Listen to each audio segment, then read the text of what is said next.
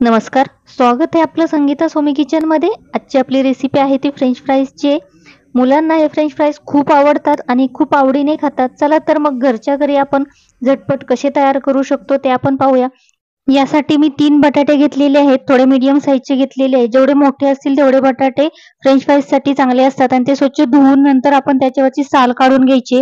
तिन्ही बटाट्यांची मी साली काढून घेतलेली आहेत आणि सुरुवातीला दोन्ही साईडची टोकं कापून घेतलेली आहेत आणि साईडची पण थोडे साईड कट करून घेतलेली। त्यामुळे काय होतं, आपले जे काप येतात ते एकदम चौकोनी येतात आणि व्यवस्थित होतात आणि अशा पद्धतीने आपण त्याचे काप करून घ्यायचे आहेत बघा। किंवा मग तुमच्याकडे कटर असेल फ्रेंच फ्राईजचं तर त्यानेही तुम्ही कट करू शकता। अशा पद्धतीने मी कट करून घेतलेले आहेत। असेच तिन्ही बटाटे मी कापून घेणार आहे आणि त्यानंतर आपण एक बाउल घ्यायचा आहे, त्यामध्ये थंड पाणी घ्यायचंय। यामध्ये तुम्ही थोडीशी तुरटी घातली तरी चालू शकते, त्यामुळे फ्रेंच फ्राय आपण जेव्हा आपण तळतो त्यावेळेस ते पांढरे शुभ्र दिसताना। आणि त्यानंतर आपण हे यामध्ये घालून घ्यायचे आहे। थोडंसं पाणी अजूनही ऍड करायचंय यामध्ये। आता मी हे फ्रेंच फ्राय यामध्ये टाकून थोडंसं हलवून घेणार आहे आणि 1-2 पाण्यातून धुवून घेणार आहे, म्हणजे त्याचा जो स्टार्च असतो तो निघून जाईल आणि फ्रेंच फ्राय आपले कडक बनले जातात।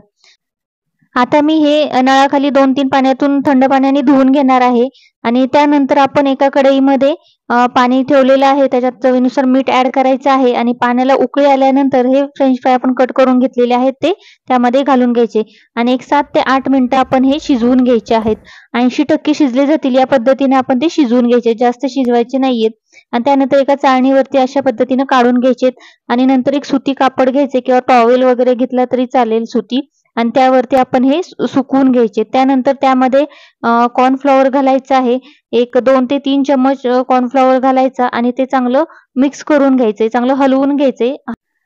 अशा पद्धतीनं बाउलमध्ये टॉस करून घ्यायचे। त्यामुळे काय होतं, की फ्रेंच फ्राईजला ते पूर्ण कव्हर अप होतं आणि एक्स्ट्राचं असतं ते बाजूला राहतं। मग आपण ते दुसऱ्या ह्याच्यामध्ये काढून घ्यायचं आणि तळायला टाकताना तेल मीडियम गरम करायचे आणि त्यामध्ये सोडून घ्यायचे। असे सोनेरी थोडेसे भाजत आले, की मग आपण हे काढून घ्यायचे आहेत। अशा पद्धतीने मी 2 ते 3 वेळा हे भाजून घेतलेले आहेत। बघा किती मस्त झालेले आहेत आणि कुरकुरीत झालेले आहेत एकदम। त्यावरती मी पेरी पेरी मसाला घातलेला आहे। इथं तुम्ही लाल तिखट आणि चाट मसाला आणि जिरा पावडर हेही मिक्स करून यामध्ये घालू शकता। मी पेरी पेरी पावडर घातलेली आहे। आता बघा अशा पद्धतीने मिक्स करून घ्यायचं आहे, सगळ्याला ती मिक्स झाली पाहिजे अशा पद्धतीने मिक्स करून घेतलेली आहे आणि त्यानंतर आपण सर्व्ह करायला घेऊया। एकदम असे मस्तपैकी शिजलेले आहेत आणि एकदम कुरकुरीत असे झालेले आहेत। चला तर आता सर्व्ह करायला घेऊया। मस्तपैकी त्याच्यासोबत टोमॅटो सॉस बरोबर किंवा मेयोनीज बरोबर आपण हे सर्व्ह करू शकता। रेसिपी आवडल्यास नक्की चॅनलला लाईक, शेअर आणि सबस्क्राईब करायला विसरू नका।